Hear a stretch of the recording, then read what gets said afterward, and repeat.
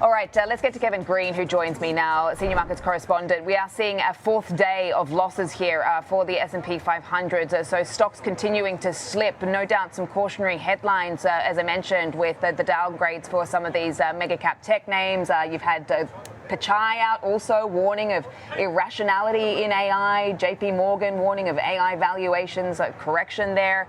What do you make of the action we're seeing? What are the technicals telling you, KG?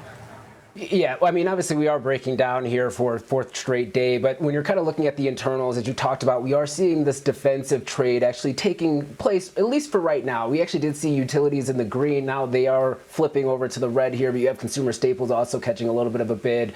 So once again, that low beta, maybe even high yield equity trade might be that flight to safety for a lot of institutional investors as well. But we are seeing this breakdown below the 6,600 level.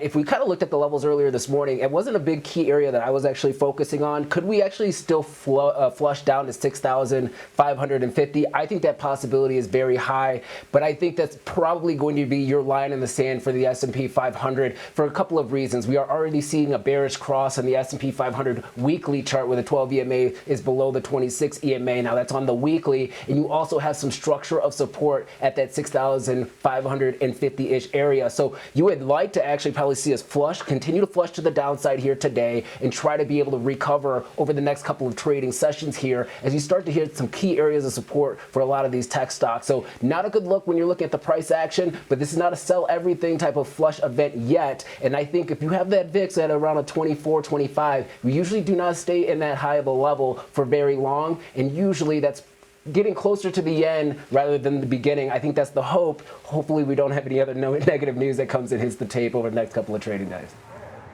Yeah, certainly that's a hope. I mean, we've had Home Depot earnings cutting their outlook. People perhaps are holding off on home improvements. I mean, ADP out today, 2,500 down per week as far as jobs are concerned. So let's see what Nvidia tells us, what some of the other big retailers are going to say as well, and what we get from this jobs report for September come Thursday. But in the meantime, what is going on with Bitcoin? Because as I mentioned, there has been this sort of strong correlation between what we've seen as far as risk on and risk off, particularly with mega cap tech. But this crossing below 90,000 overnight, as I said, picking up steam now, but there have been some conversations around whether indeed this is a canary in a coal mine. What is it telling you right now as far as the price action, KG? Yeah, I think if you kind of look at the AI narrative as well as the crypto narrative, you are just seeing deleveraging taking place. I mean, we were in an environment where we had these treasury names within the cryptocurrency markets that were issuing out, equities, subordinate debt, what have you, going in and kind of over leveraging themselves, trading at a premium compared to their net asset value. A lot of things were disconnected here, and I think you are starting to see that being repriced in the market. If you're kind of looking at this 90,000 level, at least for the Bitcoin futures market here, you are seeing some buyers trying to step in. Now, are we going to be able to hold these levels? Obviously, in a liquidity type of market right now where everybody's trying to search for cash and try to raise capital, this might be one of the first asset classes that does kind of get hit here. But you are seeing some buyers trying to step through. If you're looking at the weekly chart, though, the next area of major support is this 80,000 level for Bitcoin. And it's about to actually cross that zero line when you're looking at the MACD on the weekly chart. That is bearish, and we continue to make lower highs as well as lower lows when you're looking at RSI. So I think overall, Bitcoin has seen a lot of volatility. At least for today, you are seeing some buyers trying to step in. And I think if you are seeing it or able to see it go from red to green, I think that would also give equity traders a little bit more confidence that we could see the market try to bounce back here. But there is no doubt that you are seeing individuals trying to raise capital right now, and Bitcoin's just a part of that equity raise or that cash raise. Okay, let's switch to the macro and some of the data that we have been getting. I just touched on the ADP report that we got, but we also got some jobless claims out earlier today. Talk us through the numbers and what it means as a bit of a sort of prelude to what we're likely to get come this official data on Thursday. Yeah, so for ADP, we did see the number coming in at a loss of 2,500 jobs for the week over the last 4 weeks, ending in November 1st here.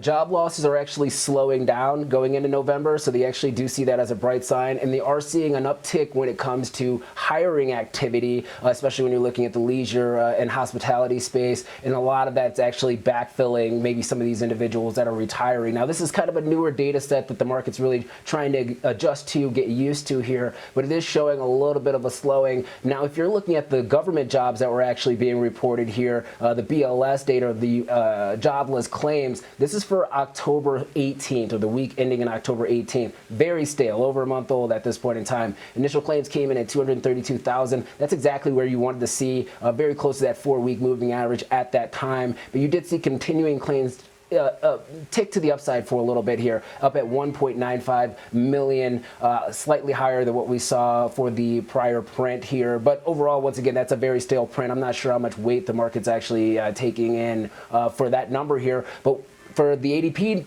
report, it's kind of showing that we are seeing a slack in the labor market, and you are hearing that same type of commentary coming from Fed members as well. Maybe a little bit cautious that the labor market's cracking a little bit more than what the data is really telling us. And unfortunately, we're going to have murky data over the next 3 to 4 weeks leading up into their meeting. And there might be some, and I think we're hearing some, that are really trying to focus on maybe cutting just to make sure that nothing cracks in the background. Okay, let's talk about utilities. Obviously, you and I were talking yesterday when we were closing out the session, how this was a little bright spot in what was otherwise very much a sea of red there. We are seeing this coming off a little bit today, just fractionally lower as far as that sector is concerned. But what is going on here? Because this has obviously become a favorite for investors as part of a way to sort of trade the whole AI theme here as well. Talk us through what you're seeing as far as some of your observations in this sector.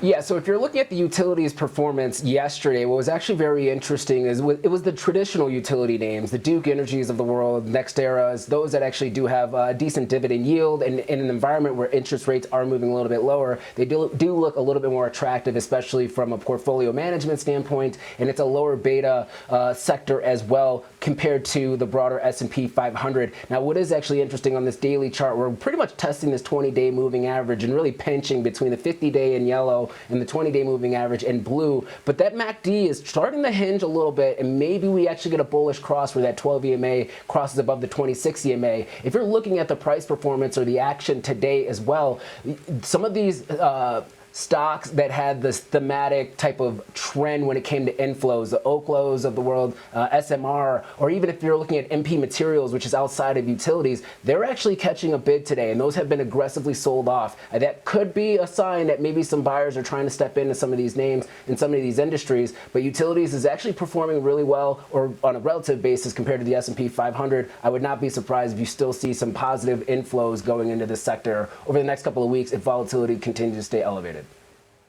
Yeah, I mean, we've just been talking to MP Materials here on the floor as they've been ringing the bell, and they've been sort of talking about, obviously what they're doing as part of now being recognized as a strategic industry and having that government stake now. Certainly this has been catching a lot of attention, so no doubt utilities catching a bid as part of that whole theme. Thank you so much, KG. I'll talk to you a little bit later on. Appreciate it.